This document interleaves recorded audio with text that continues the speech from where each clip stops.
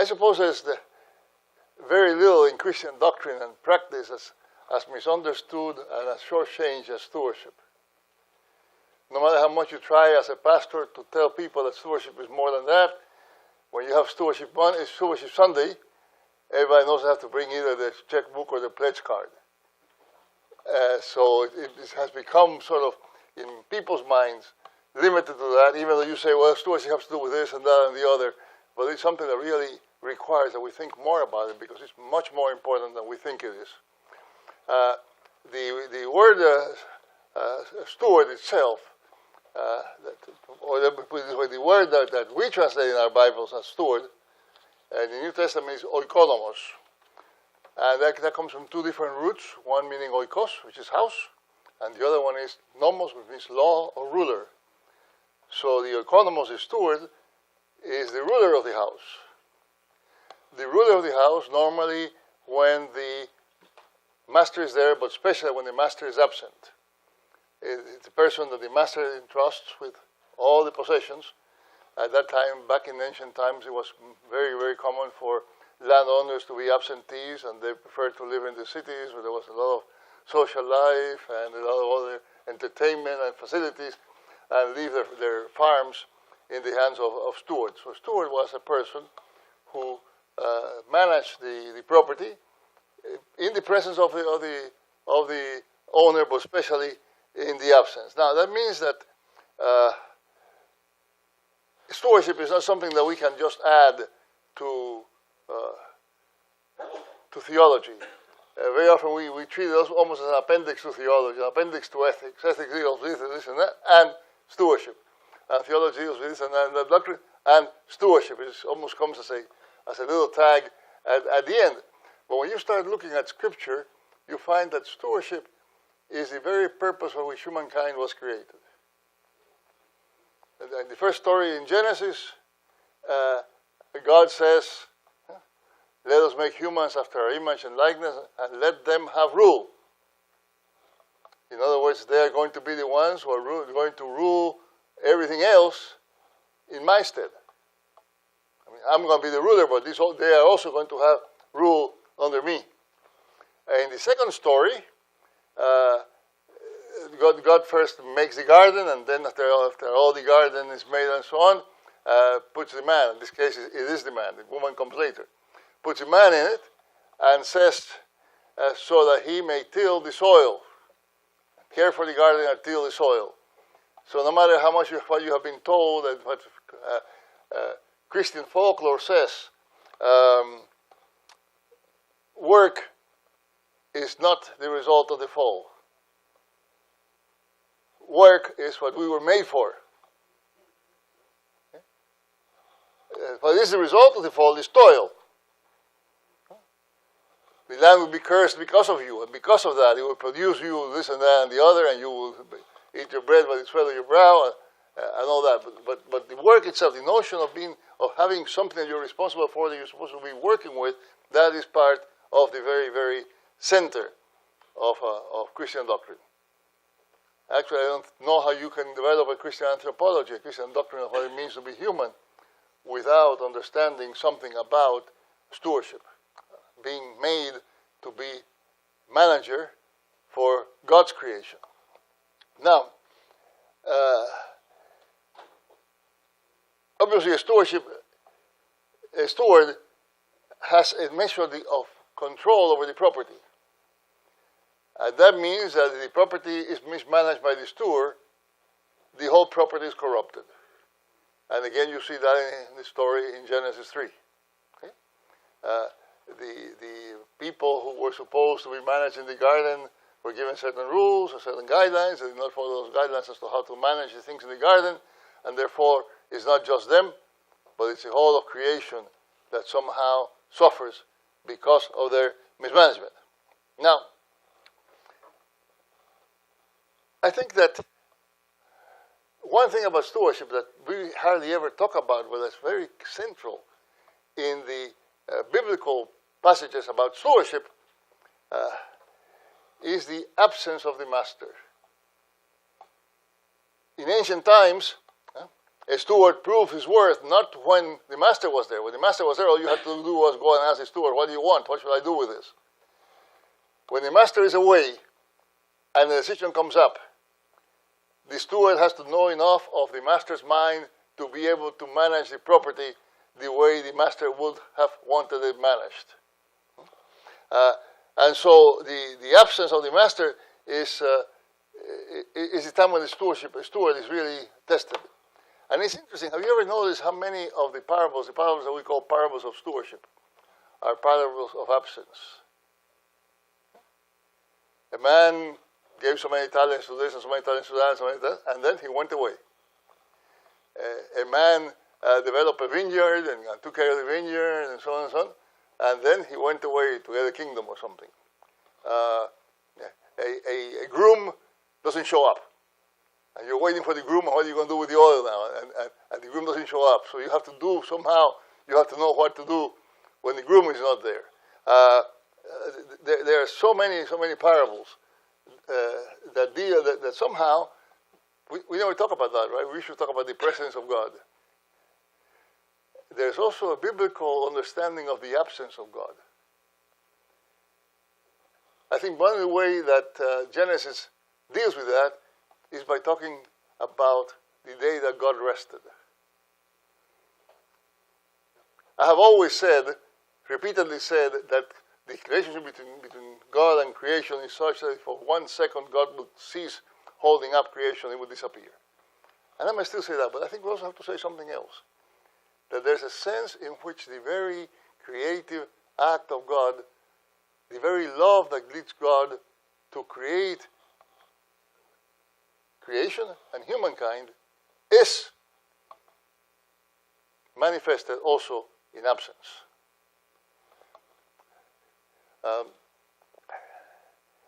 If a couple, a parent, as we talk about God as a parent, if a couple decides to have a child, they are deciding to create something outside themselves. Something that perhaps for a while normally is going to be in charge, they're going to be in charge of. But this other person is going to be another. And you will never consider your role as a parent more failure than if your child never decides to do on their own. You hate it when your child disobeys you. But it's much worse if your child was unable to disobey you. Because the very nature of that person that you have created requires that that person have space to do what you tell them to do, yes, but also to make their own decisions when you're absent.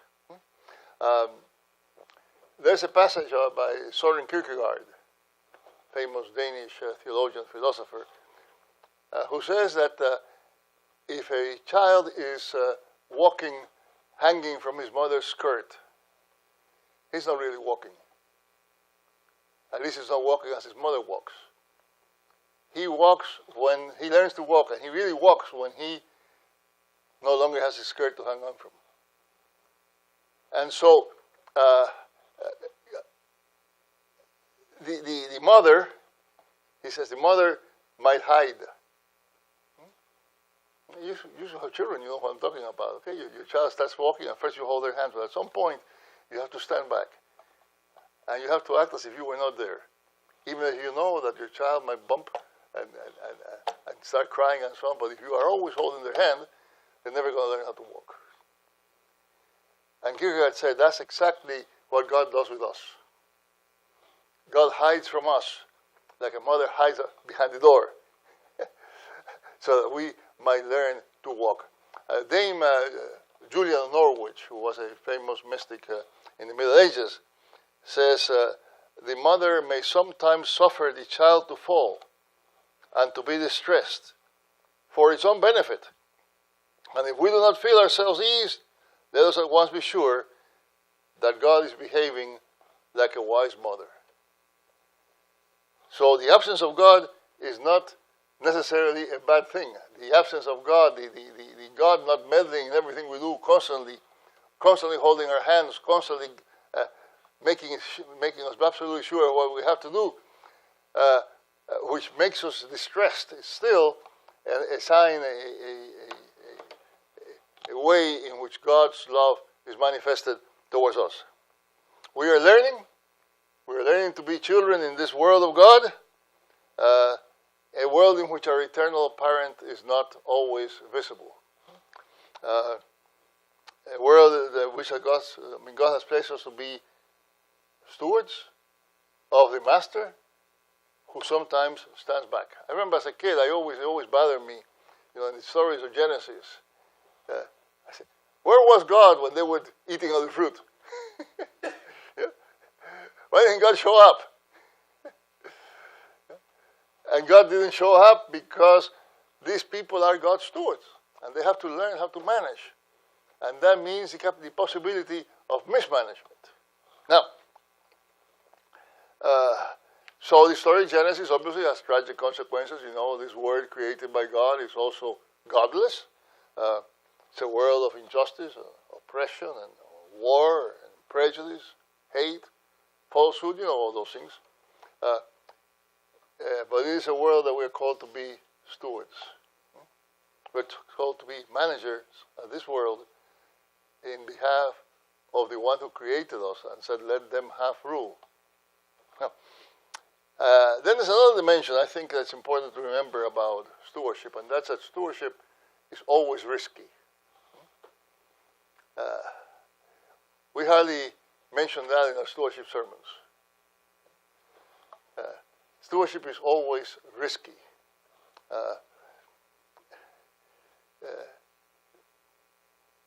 If our divine master doesn't constantly hold us by the hand when we learn how to walk, it means that we have to take the risk of falling.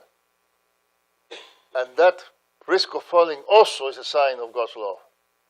God's love, who again, as a parent, is willing to create something outside of God's self, that even has the power of rebelling and opposing God.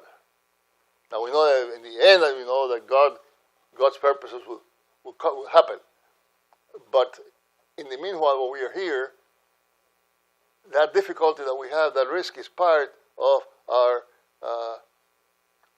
stewardship. Now, Christians don't always agree, and that's the reason why it's risky.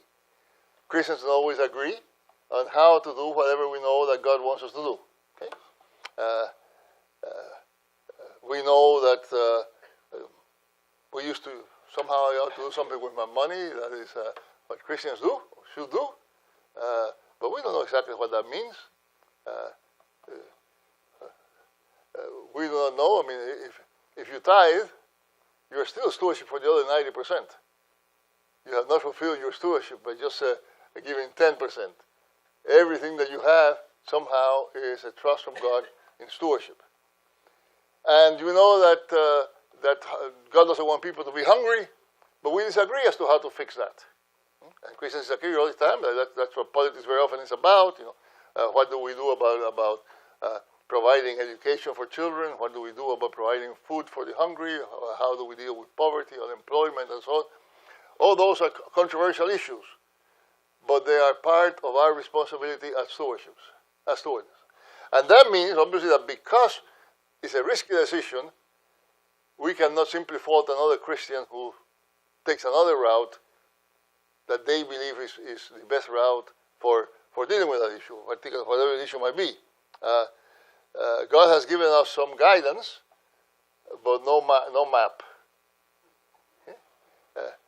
We have the principles that we know that God wants us to follow, but we don't have a map that tells us, okay, at this point you turn right, at that point you turn left, if you do this, you do that, etc., etc.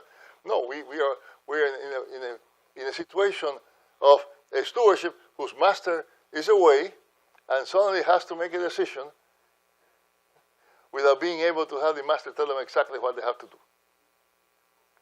And even when they think, or we think that it's the master who's told us what to do, we still have to be careful because it's very easy to confuse our voice with the voice of God. Now, we may say that in human relations, the law of love must prevail, but we don't agree on exactly what that means. We say that prejudice is outside the bounds of Christian life, but the fact is that the prejudiced people don't know they're prejudiced. I mean, that's the nature of prejudice. Huh?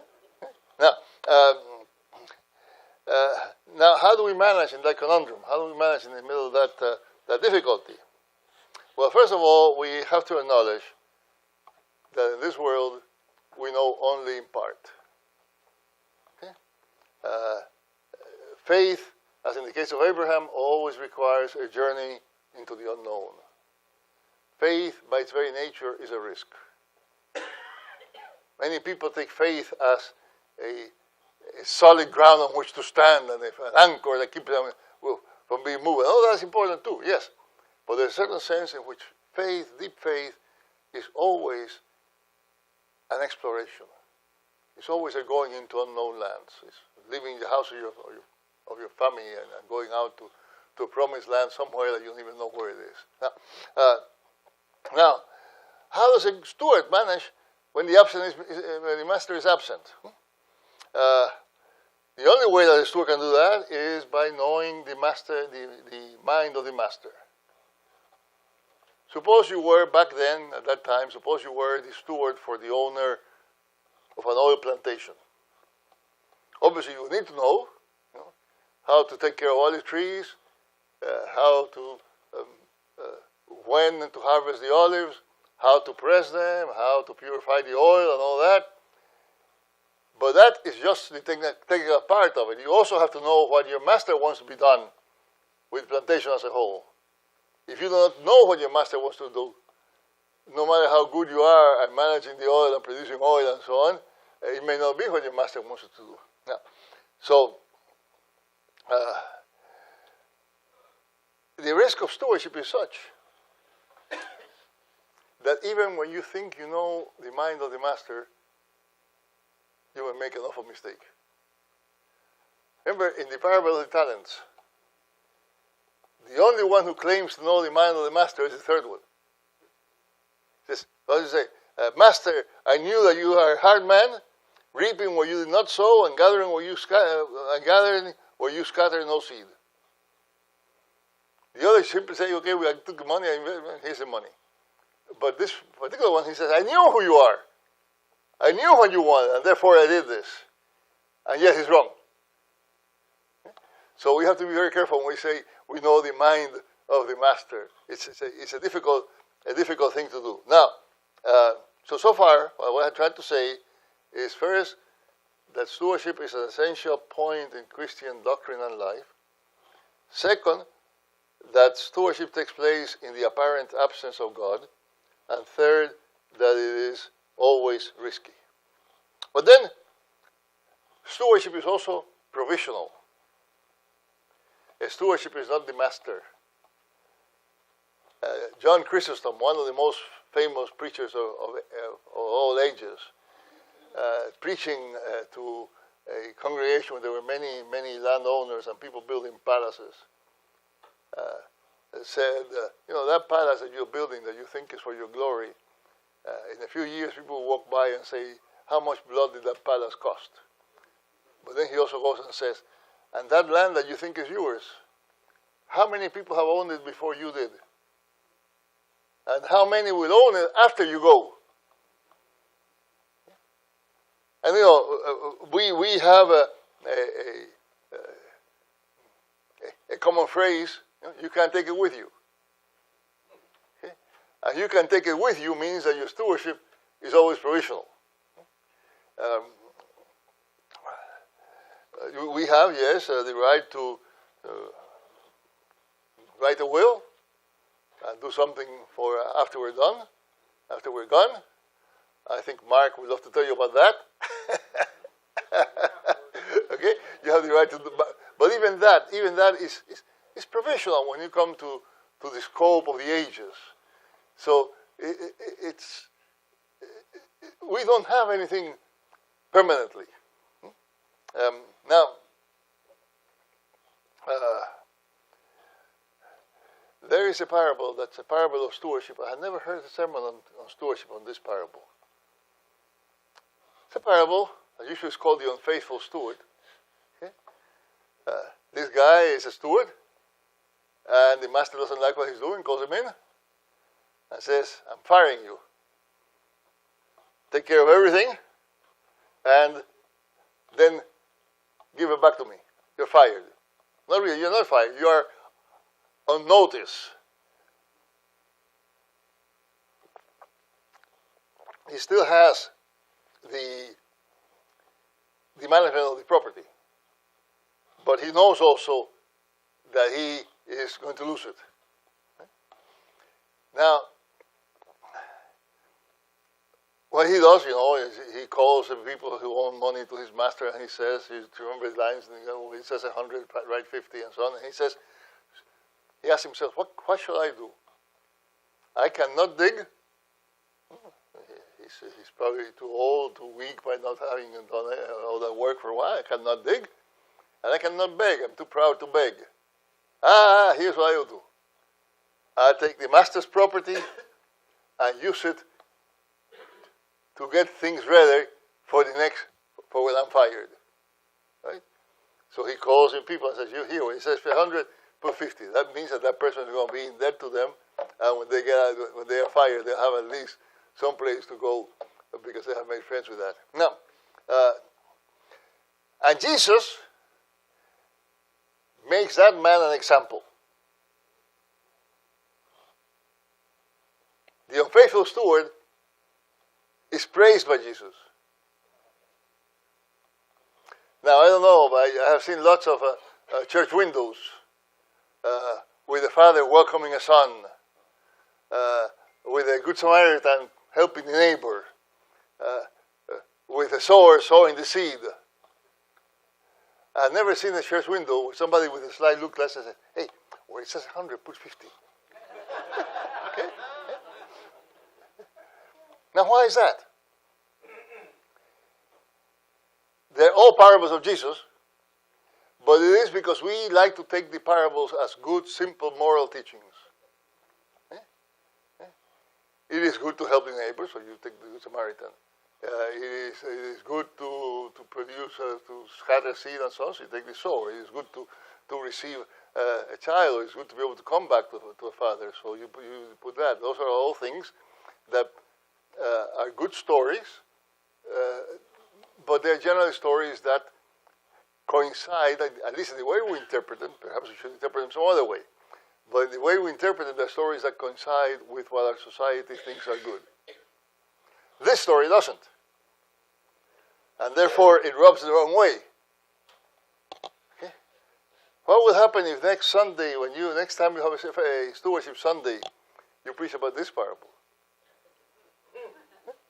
Okay? Now, we take the parable of the talents as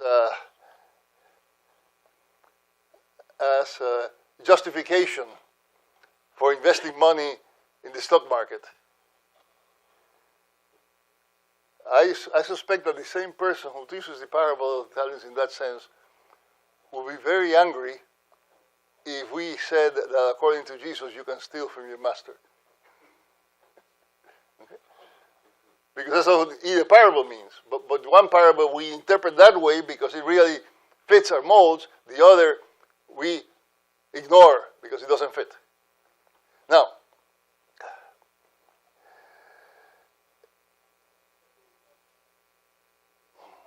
let me just turn the page here because I'm running out of this stuff here. This man who, this fired or almost fired steward, asks a question, what will I do? It's interesting, the same question that another man in the same gospel, Luke, asks. Remember the man with the barns, the man who had great crop, and he says, what will I do? We call him the rich fool because he says, I'm going to build bigger barns, I'm going to put this stuff in there, and he may die that night. So he is a fool because he thinks that he really possesses these things and he really possesses his life. This other man is a novice. Now, what is he going to do? Well, the two most common responses are to say, well, since this is the master stuff, I'm going to forget it. Let him deal with his stuff. I don't want he's firing me, I just ignore it. I'm going to do something else. I'm going to just let it go. Or you could say the other answer people do is to say, well, since I'm going to lose all this, let me live it up now. And so you use the master's wealth that you have now still to have a nice life, comfortable and so on, even though you know that eventually you're going to be fired. Okay? Now this steward doesn't do either of those two. The steward knows that he's going to be fired, and therefore he invests the power that he now has for the coming order. Now, you know something? We're all fired. We're all on notice. Our stewardship is going to be taken away from us. All of us. That's what you mean in the common phrase, you can't take it with you.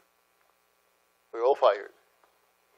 The question is, what do you do knowing that you're going to be fired? Now, all people don't know that they're going to be fired. They try to hide it. We try to think about something else. We try to make noise so we don't listen to the voice that tells us, hey, you're going someday. But we all are on notice. And the most common attitudes in our society, is to say, well, life is short, let's live it up. Okay? That's what most people in our society say. Life is short, let's live it up, and you make as much noise as you can to forget the fact that you're fired, and meanwhile, these things that God has given you, you're going to enjoy them to the hilt, and then when you are fired, who knows what happens. Another solution that is not as popular now, but sometimes in earlier times was very, very, very popular, was to say, well, since these things do not belong to me, I'm going to forget them. And then you get this type of asceticism that says, I don't want to have anything to do with the world, I don't want to have anything with enjoying the things of the world, I want to have nothing to do with beautiful things, or with all the possibilities of fun. No, I'm just going to forget about that because I'm fired. What this steward does is neither of those two.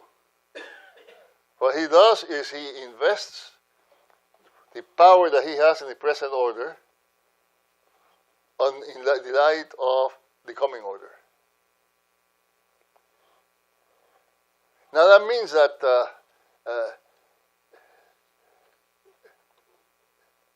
stewardship has an eschatological dimension. True stewardship is not simply how are we going to pay the church's bills. It's not even how am I going to manage my money to help people. Those things are important.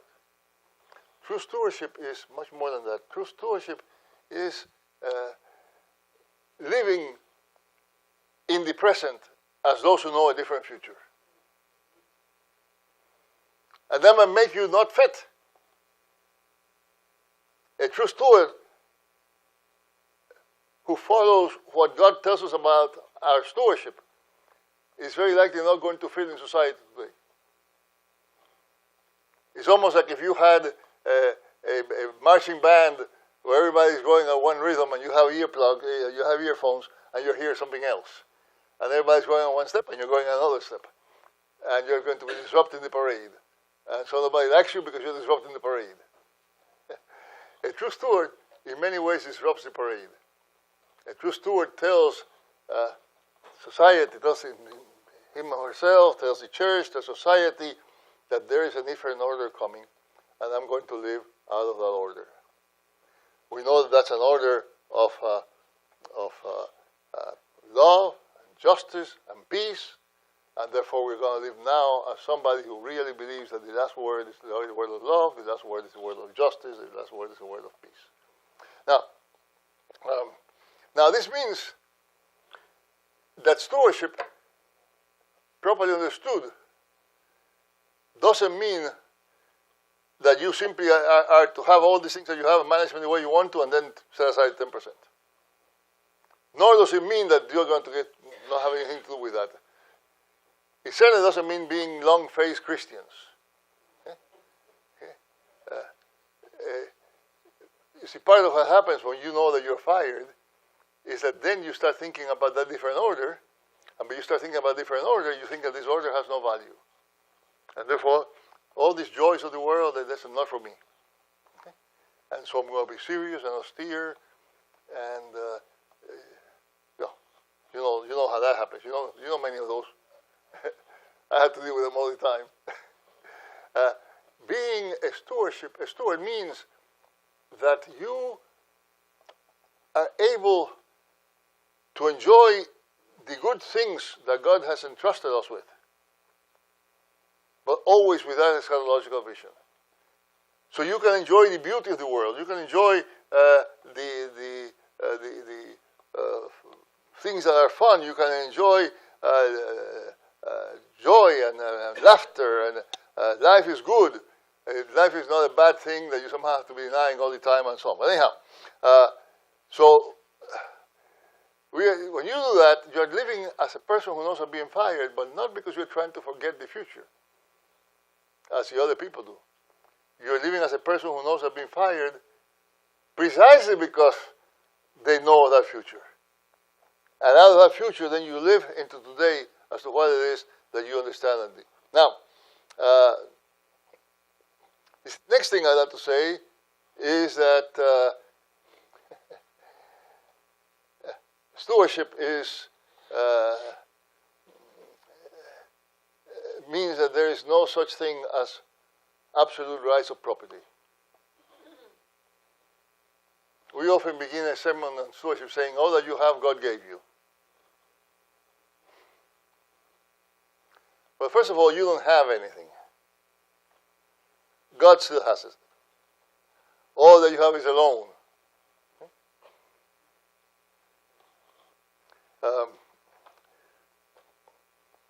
In all Roman law, property was understood as three things that you had the right to the property. What they call the right of use, the right to enjoy, and the right to abuse. Roman law had a very absolute sense of property. You could do with your property whatever you please. There are still people in our world today who think that if you have a property, you have all those rights. But Christians from a very early time began saying that we do not have the right to abuse property. We have the right to use, and we have the right to enjoy, but not the right to abuse, because that's going to belong to others. Actually, there's a word, those of you who are lawyers, this is usufruct. It's a combination of usus and fructus, the two rights. If you have a property in usufruct, it means that you can use it, you can enjoy it. If it's a house, you can live in it, but you cannot destroy it, you cannot alienate it, you have to leave it for somebody else. That's the next person who's going to enjoy it. So, property is always in usufruct. Even if you can sell it, but still you don't really have it. And you don't have it certainly in the sense of being able to abuse it, and you don't have it in the sense of being able to keep it. Neither of those. Now, that reminds me immediately of the law of Israel. Remember, the land shall not be sold in perpetuity, says the Lord, because the land is mine. Okay? Ultimately, the land belongs to God. Now, the other thing, obviously, that we hardly ever say, and I just want to say in passing, is that when you say, all you have, God has given to you, that leaves people off the hook very easily, right? If a thief has something, you say that God gave it to them. If somebody became rich by exploiting the poor, you say that God gave it to them. So I think the first question we have to ask is the property that we have, do we have it by divine right, by obedience, or do we have it by some kind of injustice? I will not go as far as some of the early Christians. Jerome said that a rich person is either an unjust person or the heir of one. I won't go that far. But there's a certain sense in which we also have to say, how is wealth acquired? And then what do you do? And obviously, when you have that, you have examples in Scripture. I mean, Zacchaeus, what does Zacchaeus do? He recognizes that it's quite likely that some of the wealth that he has, he's gotten by cheating on others. And he says, well, I'll return it fourfold. Okay? So and Jesus says salvation has come to this house today. Okay? He does not say, well, all that I have now I'm going to use for good works only. He also says, I have to return whatever is not mine.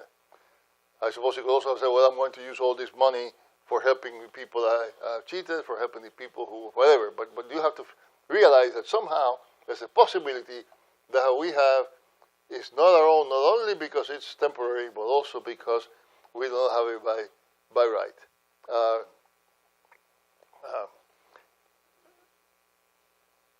Ambrose, in the 4th century, said that justice and charity are two different things. Justice is given to somebody who belongs to them, and charity is given them what's yours. And then he goes on and says, you cannot practice charity until you have practiced justice. In other words, if you simply give to the poor whatever money that's not just, or resources are not just, that's not charity. Charity really comes after you have done justice. Well, now that does not mean that there's no importance of property. I mean, there are Christians who say property is bad and all that. No. There's an important sense in which having something entrusted to you by God and getting it by legal, correct, proper means is important. There's a passage in 2 Samuel where David wants to build an altar in the threshold of a man whose name is Araunah.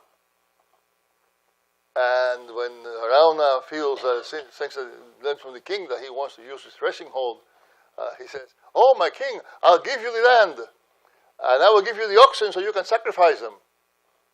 And he said, "No, I would not give the Lord anything that is not mine." Okay? You know, he wanted to make sure that the threshold and so on he acquired by just means. There are many other bad things you can say about David, but not about David, but not that one. Okay? He acquired them by just means. In the early church, again, when there was all this discussion about property, against those who said that property was necessarily something you shouldn't have, there was a constant repetition. Jesus tells us to feed the hungry. How can you feed the hungry if you have nothing to feed them with? Jesus tells us, to clothe the naked. How will you clothe the naked if you have nothing to clothe them with? There's some much more radical things in the early Christians. I mean, you can find that in that book. I'm not going to bring them forward because this is not time for a very heated discussion of some of the things that these people said. But I think the final point I want to make is that the core of stewardship, again, is knowing the mind of the master. A good steward proves their value not when the master is there telling him all the time what to do, but when the master is away, a decision comes up that has not been foreseen, and the steward has to decide, and then the steward says, well, my master will want me to do this, and does it. So stewardship is based on knowing the mind of the master, and that's why I think we have to insist that stewardship is at the very heart of the mission of the church. Because it is not just a matter of how much money you give. It's a matter of how does the church enable you to know the mind of the master in such a way that when decisions, unexpected decisions come around, you are most likely to be able to do what the master will want you to do. Knowing obviously the mind of the master is a mind of grace, so you, even if you mess up, that loving parent still loves you. But how do you do that? And I think we have to look at all that the church does, especially what the church does in worship, as a way of helping us know the mind of the master. Stewardship has a central place in Christian worship, even though we often forget it. We always think that it's the offertory. I'll come back to the offertory in a moment. But, you bring the offering. That's the moment when you think about stewardship. When you say the Lord's Prayer, there's a line there in the middle that says, "Give us this day our daily bread."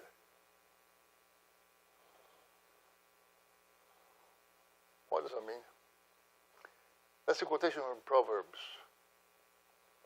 It's a quotation from a passage in Proverbs that says, "Two things I beg of you, even to me before I die," and so on. And then he says, "Give me neither riches nor poverty." Riches, because if I have riches, I will say, who's God? Who's my God? You have riches, you don't need God anymore. Or poverty, lest I steal and profane the name of the Lord.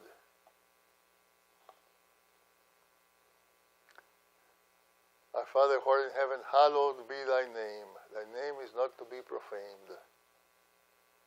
Your name is profaned when we organize society in such a way that people have to steal. Okay? If we had time, I would just go through, I'd like to go at some point to the whole Lord's Prayer and read the whole.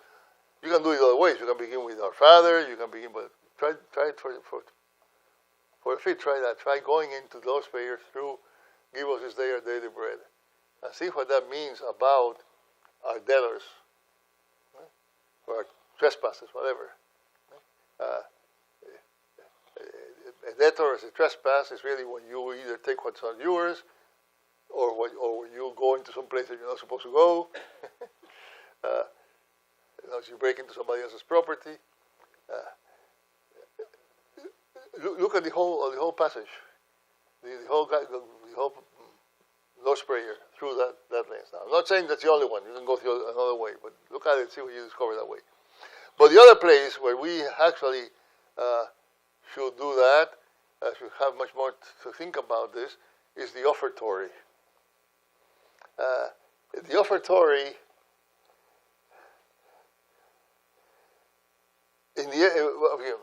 from the very, very earliest times that we have, we know that the church collected offerings for the poor, not for the church, for the poor. Church collected offerings from the very, very beginning. The very first writings that we have that say anything about money say about collecting an offering. People give money when they come to the Eucharist and so on and so on. But the offertory is not the time when you bring the money forward. It's not only that. The word offertory, throughout most of Christian tradition, and still to this day in many churches, the offertory is the moment when you bring to the table the bread and the wine for communion. And together with that, very often you bring the money. But what makes it an offertory is the bread and the wine for communion. Now think about the meaning of bringing bread and wine to communion, and compare that with baptism. You see, there's a big difference in baptism and communion. In baptism, we use water as it comes from heaven. We don't do anything to it. It's just water. Pure water as God gives it to you. God and the water works, but that's another issue. You use pure water as God gives it to you. In communion, you don't do that. God doesn't make bread. God doesn't make wine. Okay? To make bread, you have to plant wheat, you have to care for the plants. You have to harvest it. You have to winnow it. You have to thresh it. Then you have to weigh it to grind it, and you have to moisten it. In many cases, depending on what kind of bread you're doing, you have to do leaven, and then eventually you have to roast it, and then you have bread. So bread is not the pure result of God's action. God is the result of human action on the gifts of God. And the same thing with wine. God doesn't give wine. God gives grapes.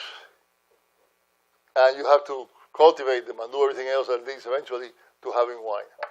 So when you bring these things to the table, see, you're bringing the result of human labor. You're bringing the result of your labor.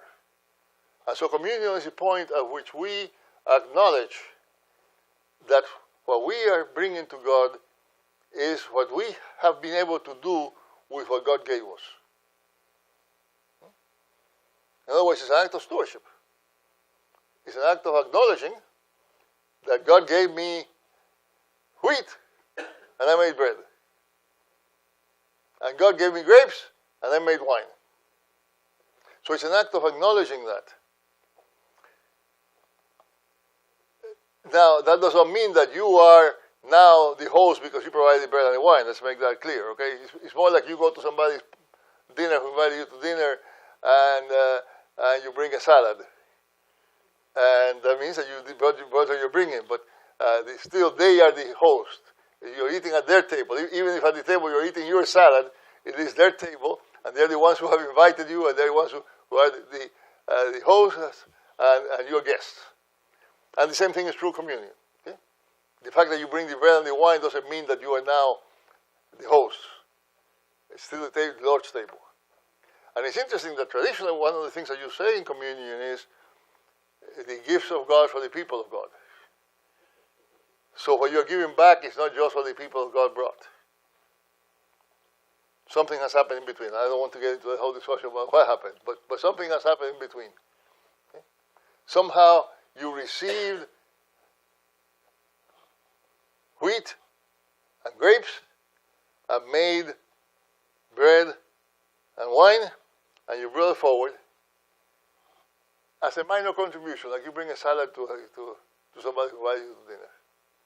And then God takes that and makes that a meal to feed people in many, many different ways. Now, so that the table is never yours, the table is never ours.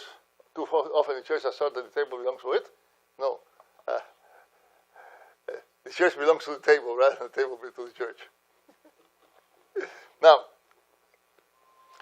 I think that's part of what stewardship is all about. If I had much more time, I'll go ahead and talk much more, but I think we want to have some questions. We have, about 15 more minutes? Yes, about. Okay. So if any discussion, any questions, anything you want to comment? Yes, sir. We had a few weeks ago Sunday school lesson that dealt with Jubilee, Sabbath, things like that. Some of us here in the international series. And I remember someone, the author, saying that in the ancient times, they really didn't do that. It was supposed to have been done by law, but it didn't really happen that way. I just... Yeah. The question, I'm repeating because it's recording. The question is about Jubilee and whether they really did it or not. There's some debate about that. If they did it, then they'll always do it.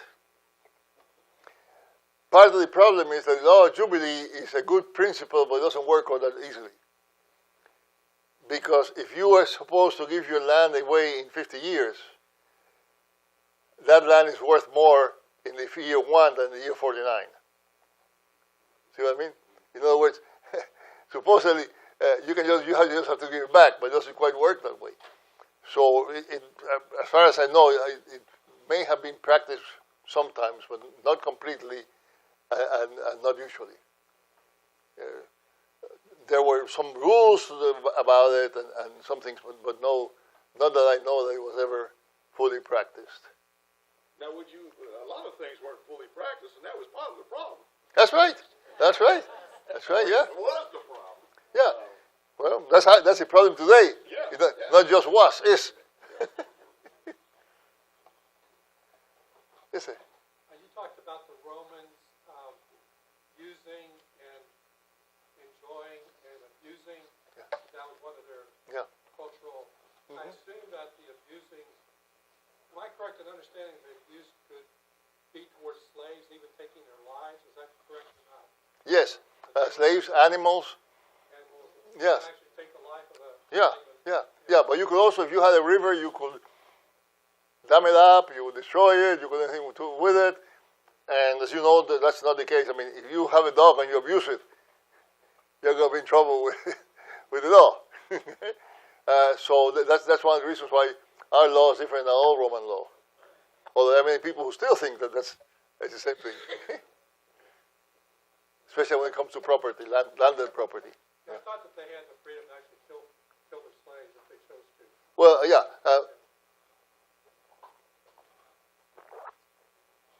Roman law was very, very tough. If a master was killed by the slave, again, this was one of those laws that was never completely done. But what the law said, if a master is killed by a slave, all of that master's slaves, including those who are there and those who are in any other plantation miles away, are to be put to death. And obviously that was one way of making sure that they didn't do it.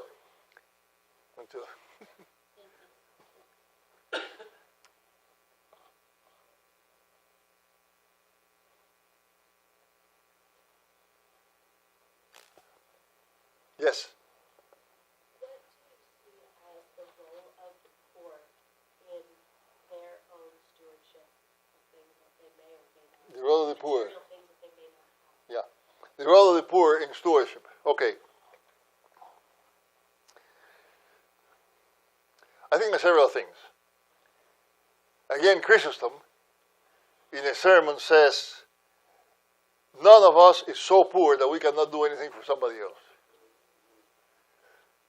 You can at least smile. You can do something for somebody else. So being poor doesn't excuse you from the rule of stewardship. Obviously, it means different obligations because you don't have the same kind of things that somebody else does. But the poor are very important. And actually, there's a passage from a second century writer where he is comparing grapes that obviously need to have something to grow on. And the way that they did that at that time was to plant little elms, and then on the saplings of the elm, they'll grow the grapes. And he said, the grapes, the poor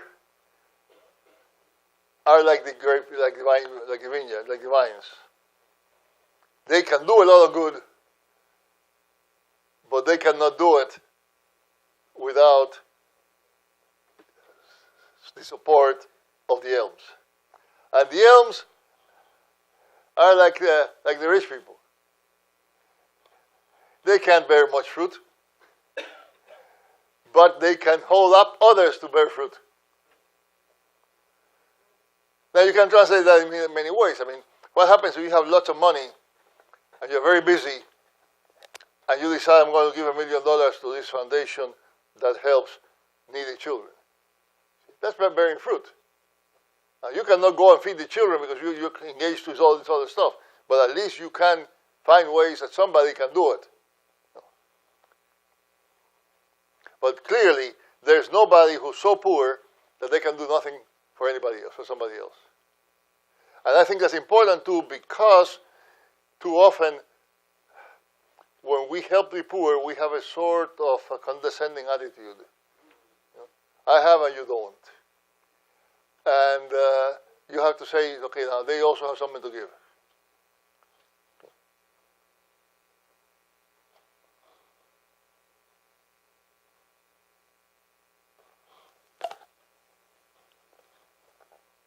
Yes? I appreciate what you said about the bread and the wine, that opportunity, what that means. That's really helpful. I was thinking, too, that music itself is a creation of humanity, and so it kind of dovetails in with the idea, too, I assume, Yes. Music is, all the beauty in the world is God-given somehow. But some of it is naturally given. It's escape. But a whole lot of it is human done. And music is one of those. And it's interesting that when you talk about somebody, a good musician, you say they're creative. Okay? So what does being creative mean? It means acting in imitation of the Creator. With the difference, the Creator makes things out of nothing, and you make things out of something the Creator has given you. But that's what creativity means. And being a creative writer, or being a creative poet, or a musician, or an artist, or whatever, that's part of it. Preaching. Okay? God didn't tell you what words to use. God gave you a scripture. God gave you a mind. God gave you language. And somehow you're a creative preacher. You somehow you use your mind to combine this with this in a way that really is relevant for the situation. Yes, sir. 1 and 2. Yes, 1, 2. Yeah. Go ahead. The idea of God being absent as it relates to stewardship is a new idea to me. It was the first time I ever heard it or thought about it. So I'm wondering if you could talk a little bit about how God could be omniscient everywhere all the time and absent at the same time as it relates to stewardship. The question has to do with God being absent and how an omniscient, omnipresent God can be absent for stewardship. I don't think that God is really absent anywhere. God hides. Okay? I mean, Luther talked about that a whole lot. Deus absconditus, a hidden God. God hides to allow you to be you. Because if you are right next to God all the time, and first of all, nobody can look on God and live. That's the first thing. But secondly, if you were always God was right there next to you, you would never be you. Yeah? So God hides. I think that's one thing. The other thing I want to say, and that's a completely different matter, is that I don't like all those attributes that we give to God about omnipotent, omniscient, and so on, because I don't know what omni means. Okay? I can conceive that. And what we do is we lucubrate, we do speculation and get to this great idea of what it means to be omni this, and then we will bring that back down to see how God has to be. Christians always said that the best place to know God is in Jesus Christ. Yes. God is like Jesus. What it means to be human is what Jesus Christ is.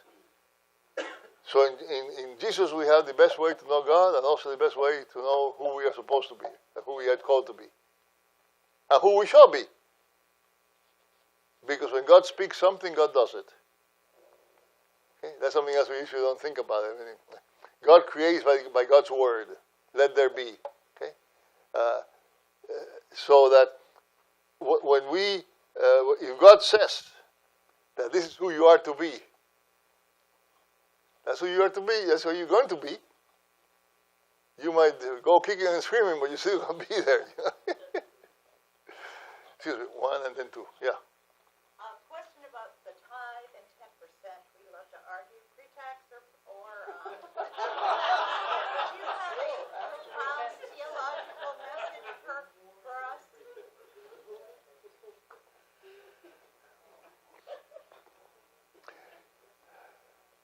First of all, I will say that 10% is supposed to be a minimum.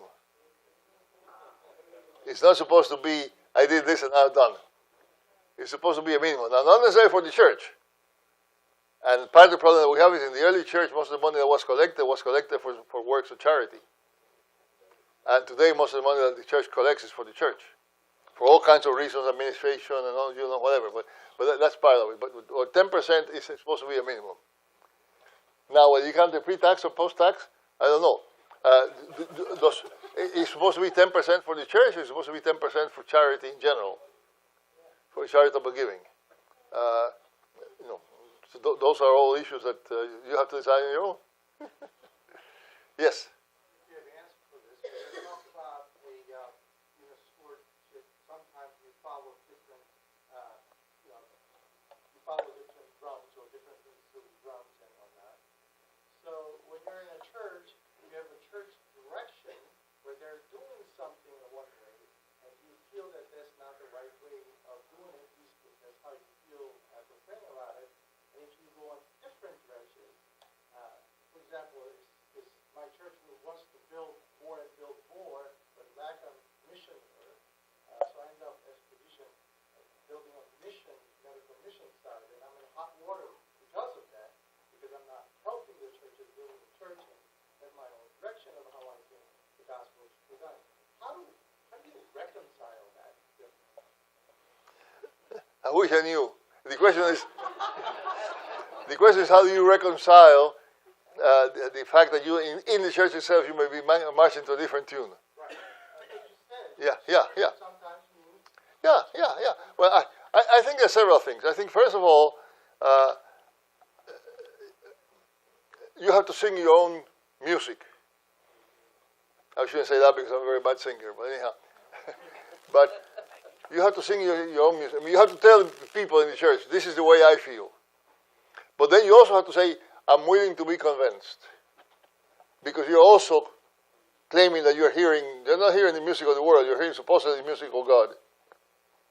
So let's see how we can get this together. I think you have a responsibility to say how you feel, but you also have a responsibility to listen to others who feel otherwise. And then try to find some way of arranging what are the reasons why you feel that way and what are the reasons why they feel that way. And I have no other way of doing it. Let's do one more. Justo, Lawrence. Young lady asked about pre post tax. Somebody said to me about the tax. It depends on what kind of blessing you want pre or post tax.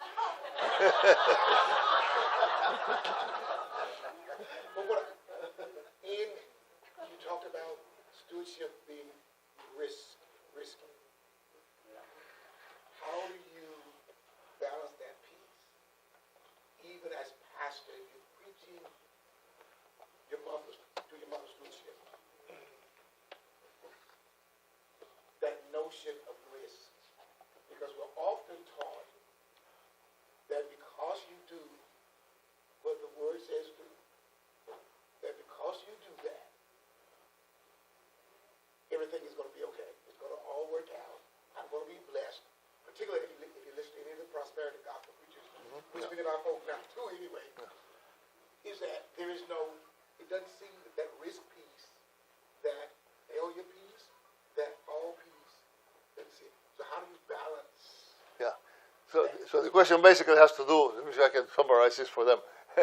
The question basically has to do with how do you balance the risk factor when you talk about stewardship with the factor of the assurance that somehow if you do things right, something will happen. Well, first of all, let me say something. I don't think we should have a stewardship Sunday or some month. We should have a stewardship year because stewardship is so central, and it seems to come almost as an appendix that you somehow put in there at some point, and then it becomes. It's really the church's fundraising. And it should be much more than that. That's what I'm trying to say. Okay? That's the first thing. The second thing is that to claim that if you do things right, everything is going to go fine for you, means that, I hear that all the time, but it means that you have not seen one who has never done anything wrong say, if it is possible, let this cup pass from me. If the reason why people suffer is sin, what about Jesus? And if you say that Jesus is suffering for other people's sins, well, what about Paul? Paul said he had this thorn in his flesh, and he had asked God to take it away, and God said, no, my grace is enough.